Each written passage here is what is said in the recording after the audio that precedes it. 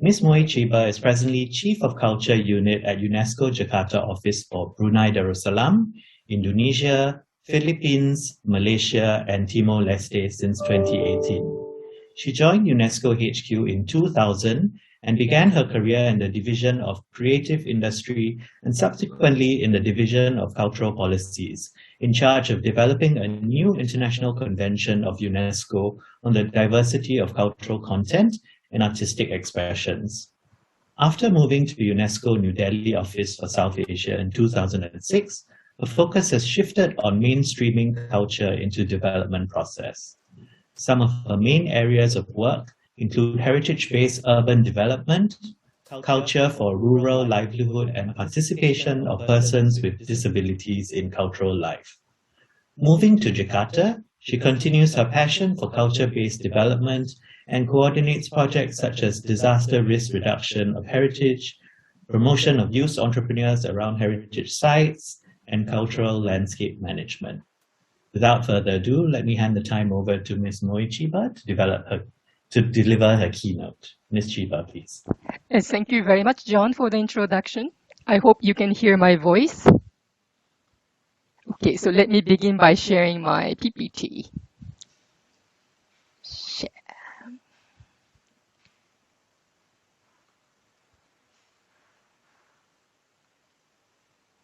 Oops.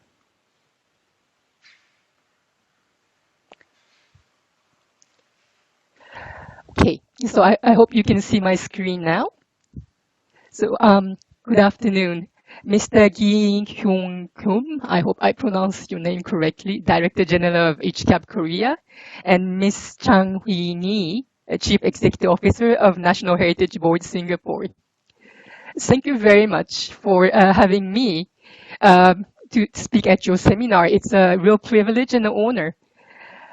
As a UNESCO field officer, I deal with both the World Heritage Convention and the Intangible Cultural Heritage Convention. And I feel that the safeguarding of intangible cultural heritage is sometimes much more subtle and complicated. Because as you know, the conservation of a monument could be a very top-down process with the government and the experts. However, the intangible cultural heritage is not the case, as its transmission and continuity solely depend on people and their willingness. We cannot force their hands, nor has top-down decision ever been appreciated. So to ensure the intergenerational transmission, I can't move the screen, sorry. Okay, here it is. So to ensure the intergenerational transmission of ICH, well, we said we need to create a dynamic environment where the knowledge holders are proud and happy and to practice ICH, and therefore the younger generation is eager to learn, and the public appreciate that ICH. And of course, the participation of youth here is indispensable. But how to engage them is a big question, and which is the topic of this seminar. Today, I wish to share my personal view as a field officer directly involved in the community projects rather than UNESCO's institutional position. So some of what I'm going to say may differ from what you typically from UNESCO. Therefore, please listen to it just as one private point of view and not as a formal UNESCO's point of view. Now, youth. When we were young, what was our attention? What is the focus of attention? Very frankly speaking, I think most of us were preoccupied with dating, making friends, having fun, and most importantly, securing stable and good life as a future young adults. And I think this is perfectly legitimate because young people have the right to be self-centered and preoccupied about their future. Because life is uncertain and securing a good, stable source of income is increasingly difficult. We face that particularly during this pandemic time, whether you are in Singapore, Korea, or Indonesia. And the question is, how does safeguarding intangible cultural heritage fit into this? Are we helping the young people to address their critical needs by encouraging them to safeguard ICH? Oops, sorry. In many parts of the world, the ICH custodians often live in poverty. This was the big reality I had to face when I started my career as a UNESCO field officer in India. The picture here shows street children performing. Those who visited New Delhi must have seen these kids, performing this acrobatic dance on the street to get some coins. This is a typical image you would see in the big cities of India. However, not many of us perhaps know that these children most probably belong to a traditional community of itinerant dancers that we call natuas or nat, who used to perform at king's palaces or at the weekly market once upon a time. However, as the time changed, they lost their audience and supporters, and then today they are called illegal performers or street beggars. This sad story is true for many of the ICH communities in India, where I spent quite some time. Here are the images of some of the ICH custodians in India. On the left side are on the top in the middle is the image of the Manganyars in Rajasthan. They are talented for singing and dancing and are often known as desert musicians. The ladies on the left is from a community called Pat or the Patuas, or meaning painters, from West Bengal, making long scroll paintings. They used to visit different villages to narrate the stories by singing using this scroll painting. And another photo below is that of a baul singers who lives in West Bengal in India or Bangladesh. They are spiritual confreries that believe in God beyond Hindu or Muslim and express their love for God by singing. And therefore, their baul songs are very famous. And then, by the way, it is also part of the UNESCO ICH list from Bangladesh. Now, these arts may have been made very famous because some individuals were lucky enough to have commercial success, but a large part of the communities live in abject poverty. In the official statistic of the government of India, the terms that qualify them are the illiterate and unskilled laborers living below the poverty line or belonging to marginalized tribal or untouchable communities. And frankly speaking, their life is not easy at all. For instance, in the village of the Patuas, you would notice that many children with some deformities and problems with intellectual development. This is because people used to marry within their community. Why? Because no community outside wanted to marry them because of their low social status. Some of the baul singers I met used to earn daily wages by carrying the dead bodies from the police station to the morgue, and they made a peanut money out of that. And their children were often not permitted to the public schools because bauls were considered as antisocial and immoral because they don't follow the conventional marriage system. So these are just a few examples. I can cite many more examples where intangible cultural heritage is intertwined with serious poverty and there's some funny sound. It's serious poverty, and there's a social stigma is not an easy thing to solve. Then I moved to Indonesia in 2018.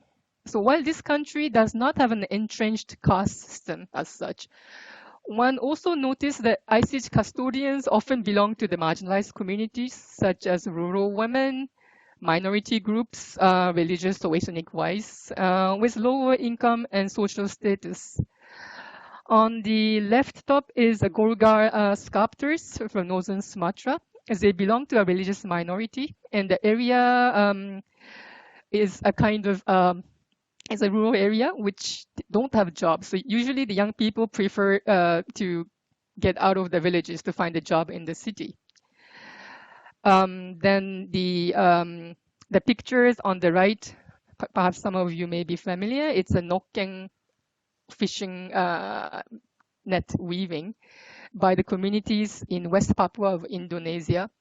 Once again, they belong to those communities with quite low income because they live in quite remote areas and are not part of the mainstream ethnic groups of the countries. So you understand my dilemma. When their parents are economically struggling and suffer from low public appreciation, I think it's very selfish and arrogant that an international organization like UNESCO or some anthropologists tell they are used to be proud and why not continue the traditional practice. I felt that it's even more irresponsible when the kind of support we actually are offering is inventory making or some ad hoc, documentation, conferences and publications that have literally no effect in improving their financial status. So my simple conclusion was to ditch that idealistic and romantic talk about ICH as just as a community pride that should not be talked about in monetary terms, but instead to focus on concrete livelihood improvement, support for the ICH practitioners. I was quite lucky to have come across the NGO called Banglanata.com, which I think is a regular partner of ICHCAP. In 2008, they had exactly that approach. They set community development as a primary goal, not ICH safeguarding, but community development as a primary goal. This understood as increase in income and availability of social security. And their work seems to have obvious success compared to those entities who does cultural promotion focusing on IC elements rather than people. We worked together to expand and scale the works of Banglanat.com. Our flagship project called Art for Life Rural Development targeted more than 3,000 rural artisan performers in West Bengal and has provided multiple types of training, not only in ICH skills per se, but mostly in entrepreneurial skills, including accounting, cost calculation, English conversation, new product development, and marketing. The project also provided the social security and bank accounts to the community members. Sorry. One important component of the project is the regular rural art festival. The idea is to bring the audience to the villages, from the city to the villages, so that not only the most successful artisans and musicians, but also other village members can also benefit from exposures and business opportunities. Fortunately, the project showed positive result with a quantum leap in their income level, up to the point that some of them started building a new house with a toilet. And some of you who are familiar with India's statistic, you must have heard that the numbers of mobile phone holders in India are larger than those who have the toilet at home. So having a house with a toilet is really one success benchmark. Then what happened? With a steady income, the social image of ICH bearers has improved from that of beggars to the artist. And as their parents start taking pride, the young people naturally start joining the movement. As a result, the number of practitioners increased, and the average age became younger, and the number of out-migration, the rural urban migration, also reduced because they can choose to earn income while staying in their village. So that was one example. Then here's another example, an initiative by the Digital Empowerment Foundation in a place called Chanderi of the Madhya Pradesh state of India. It's another interesting example where a new intergenerational dynamic was created. Chanderi is a production center of a very fine cotton silk woven textile. appreciated particularly in a hot climate.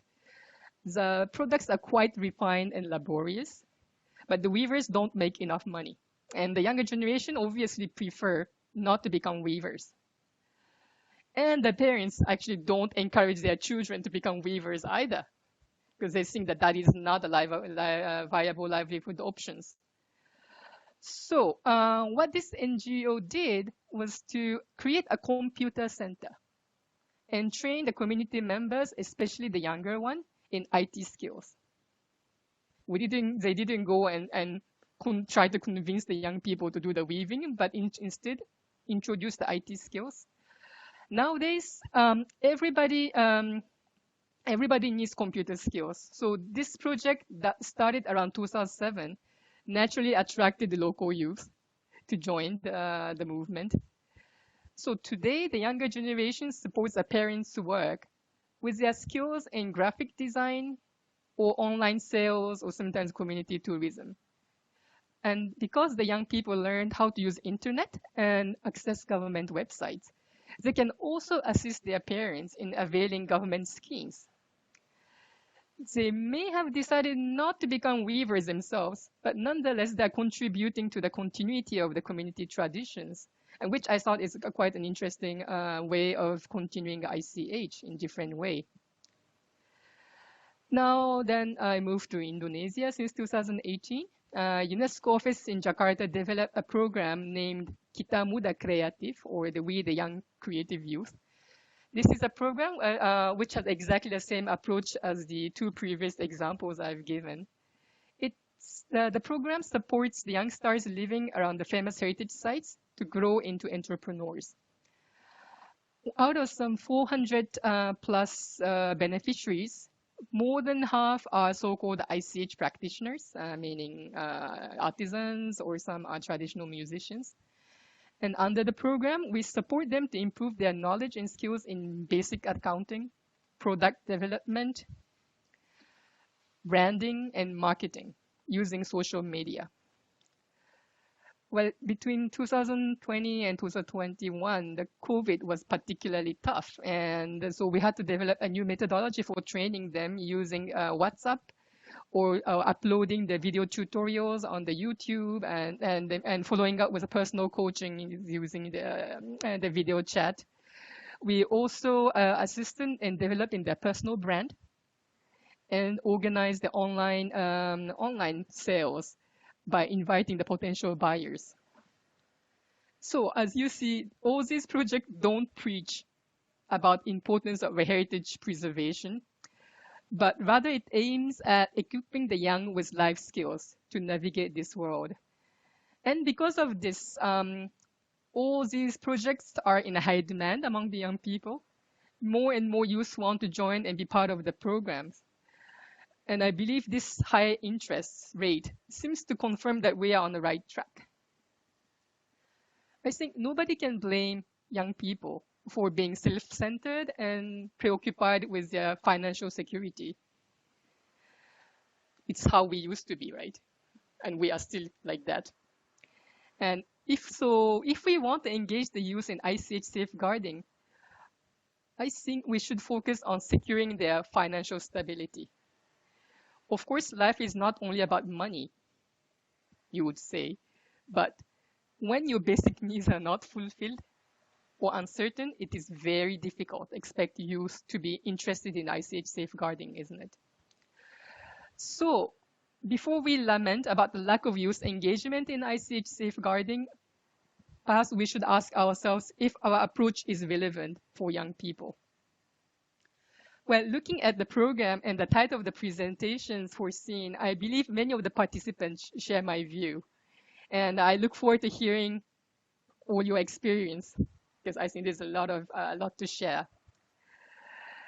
Now, other than life skill development in young people, there are, of course, many other things we can do to create that, what we call the conducive environment to ensure intergenerational transmission of ICH.